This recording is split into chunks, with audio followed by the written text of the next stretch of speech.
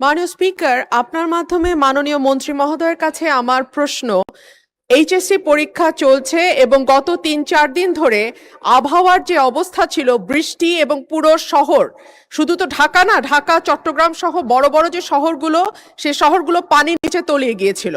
আমাদের শিক্ষার্থীরা অনুরোধ করেছিল পরীক্ষাটি একটু পেছানোর জন্য, কিন্তু এই সিদ্ধান্ত নেওয়া হয় নাই এবং যে কারণে আজকে আন্দোলন হচ্ছে, ঢাকায় আন্দোলন হচ্ছে। আমি মাননীয় মন্ত্রীর কাছে প্রশ্ন রাখছি, এইচএসসির মতো একটি অত্যন্ত গুরুত্বপূর্ণ পরীক্ষা, যেটার উপর নির্ভর করে আগামীতে একটা ছেলে বা মেয়ের ভবিষ্যৎ কোন দিকে যাবে, সেরকম একটা পরীক্ষা, এবং ফিজিক্সের মতো কি বলবো, one of the most important subjects যেটা সায়েন্সের জন্য, মাননীয় মন্ত্রীকে দয়া করে বলবে যে কি সমস্যা ছিল পরীক্ষাটি কিছুদিনের, 2 দিনের জন্য বা 1 দিনের জন্য পিছিয়ে দেওয়ার। ধন্যবাদ মাননীয় স্পিকার। ধন্যবাদ মাননীয় সদস্য। মাননীয় শিক্ষামন্ত্রী। ইতিমধ্যে আপনারা শুনেছেন যে চট্টগ্রামে যখন এই ফ্লাড হলো, তখন আমরা একে একে প্রথম রাঙ্গামাটি, বান্দরবন, পরে আমরা খাগড়াছড়ি এবং এরপরে আমরা চট্টগ্রাম পুরা বোর্ডের পরীক্ষা আমরা বন্ধ করে দিয়েছি। আমরা লক্ষ্য করেছিলাম বৃষ্টি হচ্ছিল এবং আমরা মনিটরিং করছিলাম। সেই সাথে মনিটরিংয়ের সময় আমরা 64টি জেলার এসপি এবং 8টি বিভাগীয় কমিশনার এবং প্রত্যেকটি বোর্ডের চেয়ারম্যান, ইউনো সকলের সাথে আমরা কথা বলেছি এবং ওয়েদারম্যান আমরা ব্রডকাস্টিংয়ের জন্য তাদের সাথেও কথা বলেছি। তারা বলল যে বৃষ্টি হবে না, সেই কথাটি তারা বলেছে।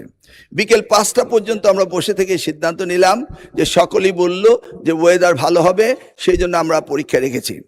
সকালে ঘুম থেকে উঠেই দেখতে পেলাম কুমিল্লা সরকারি মহিলা কলেজের মাঠ পানিতে ভরে গিয়েছে। সাথে সাথে আমরা মেয়র সাহেবকে, ফায়ার ডিপার্টমেন্টকে, পুলিশকে, ডিসিকে বললাম যে এই পরীক্ষা কেন্দ্রে স্থানান্তরিত করার জন্য। তারা তখন সকলকে নৌকায় করে ওই স্কুলের 5তলা ভবন সেখানে নিয়ে পরীক্ষা তারা নিয়েছে। আমরা সেটা দেখেছি তাদের দুর্ভোগ।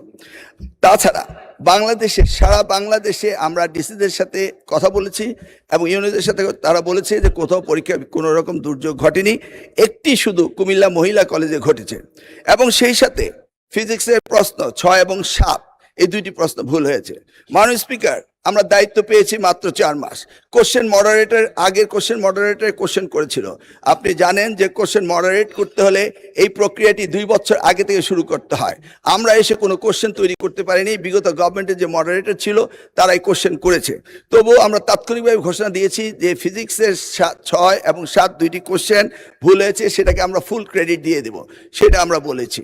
এবং পরীক্ষা যথাযথ হচ্ছে কিনা সেইভাবে সাহায্য সহযোগিতা করার জন্য আমরা সকলকে প্রস্তুত রেখেছিলাম। আজকেও আমরা সারাদিন কথা বলেছি এবং প্রত্যেকটি আমাদের সাথে যারা স্টেক হোল্ডার রয়েছেন তারা বলেছে পরীক্ষা সুন্দর হয়েছে, সুস্থ হয়েছে।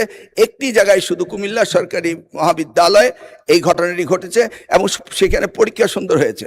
আমরা নির্দেশ দিয়েছি যে পরীক্ষা বিলম্বতে শুরু করার জন্য, এবং যে মেয়েটি কাপড় ভিজে গিয়েছিল বাড়ি থেকে কাপড় আনা হয়েছে, 1 ঘন্টা পরে পরীক্ষা নেওয়া হয়েছে এবং পরীক্ষার সময়সীমা বাড়িয়ে দেওয়া হয়েছে।